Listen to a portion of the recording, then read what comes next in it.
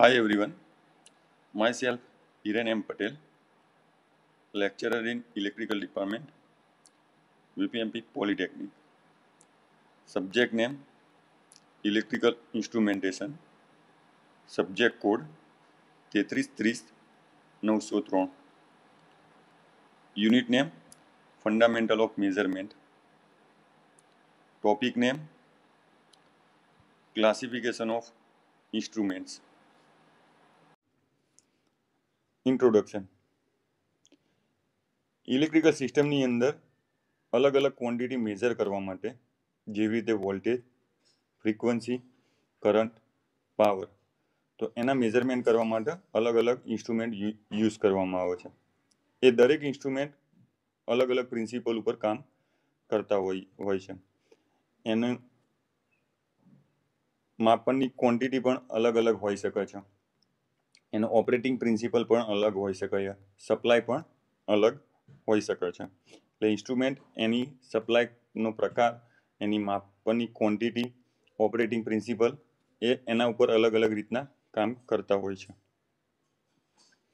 Objective એની અંદર classification of instrument.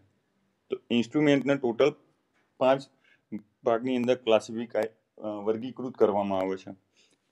જેની અંદર પહેલું છે absolute and secondary instrument. Second છે according to operating principle, according to measuring quantity, according to supply, according to role of instrument. હવે દરેકને ડિટેલમાં જોઈશું. Absolute and secondary instrument. તો એબ્સોલ્યુટ ઇન્સ્ટ્રુમેન્ટ કોને કહેવામાં આવે છે? જે ઇન્સ્ટ્રુમેન્ટની અંદર માપનની જે કિંમત છે, જે ક્વોન્ટિટીની કિંમત છે, એ ઇન્સ્ટ્રુમેન્ટના ફિઝિક્સ એટલે કે ભૌતિક અચળાંકના સ્વરૂપમાં દર્શાવવામાં આવે તેવા ઇન્સ્ટ્રુમેન્ટને એબ્સોલ્યુટ ઇન્સ્ટ્રુમેન્ટ તરીકે ઓળખી શકીએ છીએ. ઉદાહરણ તરીકે સમજવું હોય તો ટેન્જન્ટ, ગેલ્વેનોમીટર. એના પછી સેકન્ડરી ઇન્સ્ટ્રુમેન્ટ. તો સેકન્ડરી ઇન્સ્ટ્રુમેન્ટની અંદર જે ઇન્સ્ટ્રુમેન્ટમાં માપનની રાશિ, જે કિંમતનું સીધું રીડિંગ મેળવી શકાય છે, તેવા ઇન્સ્ટ્રુમેન્ટને સેકન્ડરી ઇન્સ્ટ્રુમેન્ટ તરીકે ઓળખી શકીએ છીએ. જે રીતના વોલ્ટમીટર એન્ડ એમીટર. એના પછી છે એકોર્ડિંગ ટુ ઓપરેટિંગ પ્રિન્સિપલ. એટલે એવું સમજી શકીએ કે એના કાર્યના સિદ્ધાંત પ્રમાણે, એટલે કે એના ઓપરેટિંગ સિદ્ધાંત પ્રમાણે ઇન્સ્ટ્રુમેન્ટની અંદર કઈ રીતના ક્લાસિફિકેશન કરવામાં આવે છે. એની અંદર ફર્સ્ટ છે મેગ્નેટિક ઇફેક્ટ, સેકન્ડ છે એકોર્ડિંગ ટુ થર્મલ ઇફેક્ટ, એના પછી છે ઇલેક્ટ્રોસ્ટેટિક ઇફેક્ટ, એના પછી છે ઇન્ડક્શન ઇફેક્ટ, એના પછી કેમિકલ ઇફેક્ટ, એન્ડ લાસ્ટ છે હોલ ઇફેક્ટ. એની અંદર ઇન્સ્ટ્રુમેન્ટ કઈ રીતના કામ કરતું હોય છે? તો એકોર્ડિંગ ટુ થર્મલ ઇફેક્ટ આપણે સમજવું હોય તો એની અંદર એટલે કે મેગ્નેટિક ઇફેક્ટ. તો થર્મલ ઇફેક્ટની અંદર જ્યારે કરંટનું વહન કરતા કોઈ કંડક્ટરના ઇક્વલ મેગ્નેટિક ફિલ્ડની અંદર મૂકવામાં આવે છે, ત્યારે એ કંડક્ટર ઉપર ફોર્સ લાગતો હોય છે. એને મેગ્નેટિક ઇફેક્ટ કહેવામાં આવે છે. એની અંદર વોલ્ટમીટર, એમીટર અને વોટમીટરનો સમાવેશ કરી શકાય છે. પછી છે એકોર્ડિંગ ટુ થર્મલ ઇફેક્ટ. તો થર્મલ ઇફેક્ટ કોને કહેવાય? તો થર્મલ ઇફેક્ટની અંદર જ્યારે કોઈ અવરોધની અંદરથી કરંટ પસાર થાય છે, ત્યારે I²RT પ્રમાણે એની અંદર હીટ ઉત્પન્ન થાય છે. અને એ એલિમેન્ટ સાથે આપણે થર્મોકપલ કનેક્ટ કરતા હોઈએ છીએ. થર્મોકપલ એક પ્રકારનું ટ્રાન્સડ્યુસર છે, જે નોન ઇલેક્ટ્રિકલ ક્વોન્ટિટીનું કન્વર્ઝન ઇલેક્ટ્રિકલ ક્વોન્ટિટીની અંદર કરશે.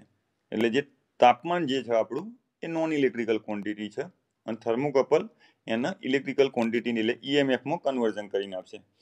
એ પ્રકારના જે ઇન્સ્ટ્રુમેન્ટ હોય છે એને થર્મલ ઇફેક્ટ કહેવામાં આવે છે.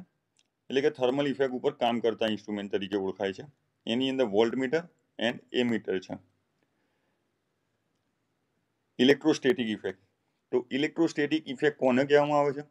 જ્યારે બે પ્લેટ ચાર્જ થાય છે ત્યારે તેમની વચ્ચે બળનો અનુભવ થાય છે.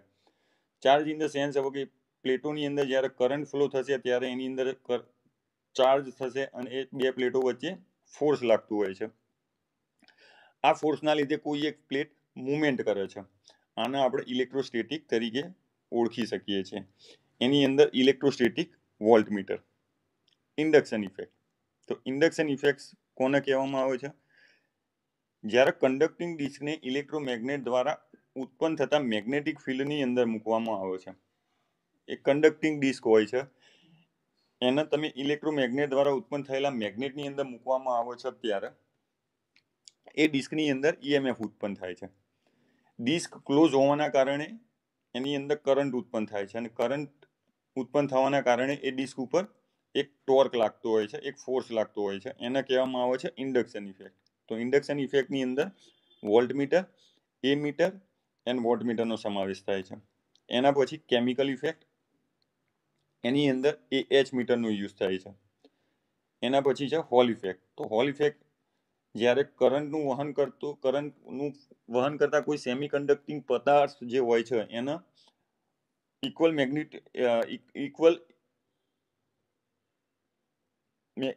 મેગ્નેટિક ફિલ્ડની અંદર મૂકવામાં આવે છે ત્યારે એ સેમી કન્ડક્ટરની બંને બાજુએ ઈએમએફ ઉત્પન્ન થાય છે. આને આપણે હોલ ઇફેક્ટ તરીકે ઓળખી શકીએ છીએ. જેની અંદર એમીટર, પોઇન્ટિંગ વેક્ટર મીટર. એના પછી છે એકોર્ડિંગ ટુ મેઝરિંગ ક્વોન્ટિટી. તો મેઝરિંગ ક્વોન્ટિટી એટલે માપનની રાશિના પ્રમાણે વર્ગીકરણ. તો એની અંદર વોલ્ટમીટર. તો વોલ્ટમીટરનો ઉપયોગ વોલ્ટેજ મેઝર કરવા માટે થાય છે. એ મીટરનો ઉપયોગ કરંટ મેઝર કરવા માટે થાય છે. વોટમીટરનો ઉપયોગ પાવર મેઝર કરવા માટે થાય છે. એનર્જી મીટરનો ઉપયોગ એનર્જી મેઝર કરવા માટે થાય છે. ફ્રીક્વન્સી મીટરનો યુઝ ફ્રીક્વન્સી મેઝર કરવા માટે થાય છે. પાવર ફેક્ટરનો યુઝ પાવર ફેક્ટર મીટર એનો યુઝ પાવર ફેક્ટર મેઝર કરવા માટે થાય છે. એકોર્ડિંગ ટુ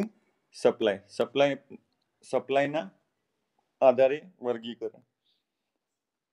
તો ઇલેક્ટ્રિકલ સિસ્ટમની અંદર બે પ્રકારના સપ્લાય છે, AC supply and DC supply. તો એની અંદર ઇન્સ્ટ્રુમેન્ટનું ક્લાસિફિકેશન કઈ રીતના કરવામાં આવે છે? તો એસી ઇન્સ્ટ્રુમેન્ટ જે હશે એ ફક્ત ને ફક્ત એસી સપ્લાય ઉપર જ કામ કરતા હશે. એને તમે ડીસી સપ્લાય ઉપર કનેક્ટ કરી શકો નહીં. તો એસી ઉપર જે સપ્લાય ઉપર કામ કરતા હશે એવા ઇન્સ્ટ્રુમેન્ટને એસી ઇન્સ્ટ્રુમેન્ટ તરીકે ઓળખી શકાય છે.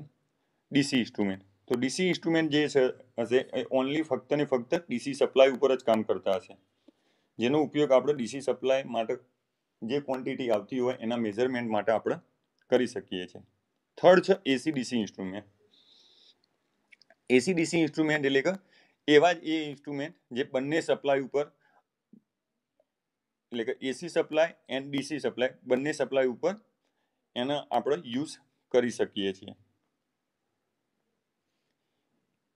અને છેલ્લે છે according to role of instrument.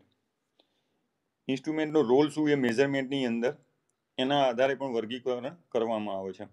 એની અંદર છે પહેલું ઇન્ડિકેટિંગ ઇન્સ્ટ્રુમેન્ટ.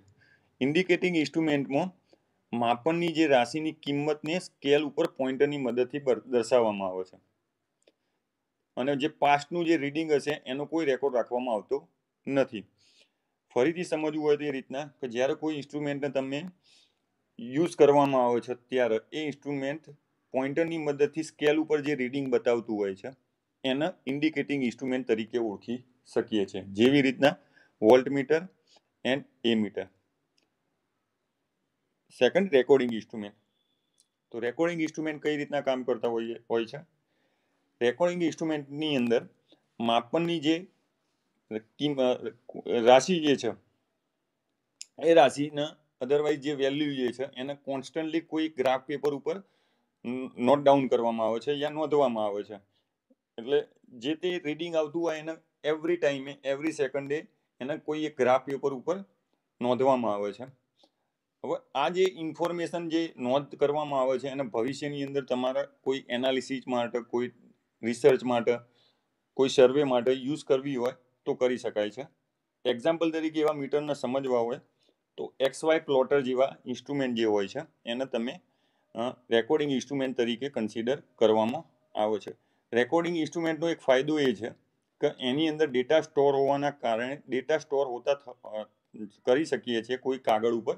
ઇન્સ્ટ્રુમેન્ટ પોતે સ્ટોર નથી કરતું, બટ એનું જે આઉટપુટ રીડિંગ જે મળતું હોય એને કોઈ ગ્રાફ પેપર યા કોઈ પેપર ઉપર નોટ ડાઉન કરવામાં આવે છે. તો એના ડેટાને તમે સેવ કરીને યા નોટ ડાઉન કરેલા જે ડેટા હોય છે એની અંદર આપણે સિસ્ટમને ઇમ્પ્રુવમેન્ટ કરી શકીએ છીએ કે આની અંદર શું ફેરફાર કરવા જોઈએ, ભવિષ્યની અંદર આની અંદર શું ચેન્જ કરવા જોઈએ. તો રેકોર્ડિંગ ઇન્સ્ટ્રુમેન્ટનો એક એ ફાયદો થઈ શકે છે. Thank you.